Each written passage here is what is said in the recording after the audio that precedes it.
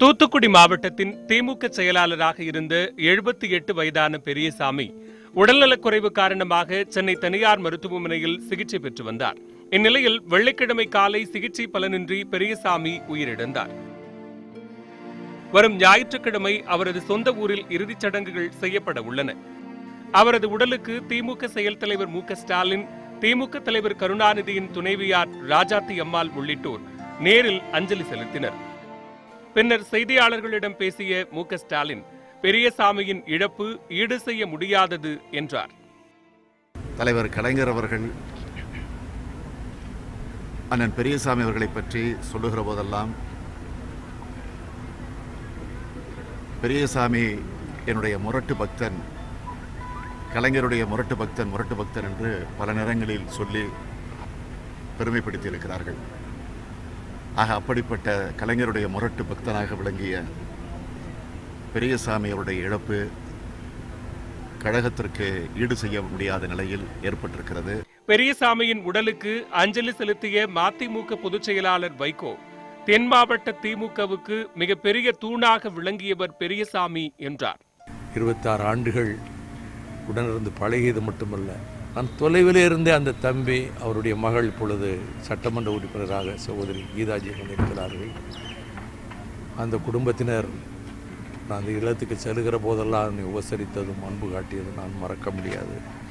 இந்த மாவீரன் மறைவு தாங்க முடியாத அதிர்ச்சி, திராவிட முன்னேற்றக் கழகத்துக்கு தெற்கு சீமையிலே ஈடு செய்ய முடியாத இழப்பு. திமுகவின் முரட்டு பக்தர் என கருணாநிதியால் அழைக்கப்பட்டவர் என் பெரியசாமி.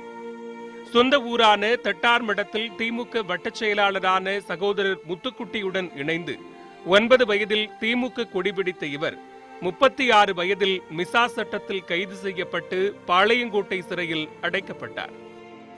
மாவட்ட பிரதிநிதி, பொதுக்குழு உறுப்பினர் என்று வளர்ந்த பெரியசாமி திருநெல்வேலி மாவட்டத்திலிருந்து தூத்துக்குடி மாவட்டம் பிரிந்த 1986ஆம் ஆண்டிலிருந்து இறக்கும் வரை கடந்த 30 ஆண்டுகளாக தூத்துக்குடி மாவட்ட திமுக செயலாளராக இருந்து வந்தார். 1986ஆம் ஆண்டில் தூத்துக்குடி நகராட்சி தலைவர் தேர்தலில் வெற்றி பெற்ற பெரியசாமி 1989 மற்றும் 1996ஆம் ஆண்டுகளில் தூத்துக்குடி சட்டப்பேரவை உறுப்பினராகவும் தேர்வு செய்யப்பட்டார். 1996ஆம் ஆண்டு தூத்துக்குடி மாவட்டத்தின் 6 சட்டப்பேரவை தொகுதிகளையும் திமுக கைப்பற்றியது தனது சாதனை என்று குறிப்பிட்டார் அவர். 2006ஆம் ஆண்டு இவரது மகள் கீதாஜீவன் தூத்துக்குடி சட்டப்பேரவை உறுப்பினராக வெற்றி பெற்று சமூக நலத்துறை அமைச்சரானார். 2011ஆம் ஆண்டு தோல்வியை தழுவிய கீதாஜீவன் கடந்த தேர்தலில் வெற்றி பெற்று சட்டப்பேரவை உறுப்பினராக உள்ளார். தூத்துக்குடி மாவட்ட திமுகவில் அனிதா ராதாகிருஷ்ணன், ஜோயல் உள்ளிட்ட பலரும் போட்டியாக உருவான போதும் தனது ஆளுமையை இழக்காமல் இருந்த பெரியசாமியின் இறப்புக்கு 3 நாட்கள் துக்கம் அனுசரிக்கப்படும் என்று திமுக தலைமை கழகம் அறிவித்துள்ளது.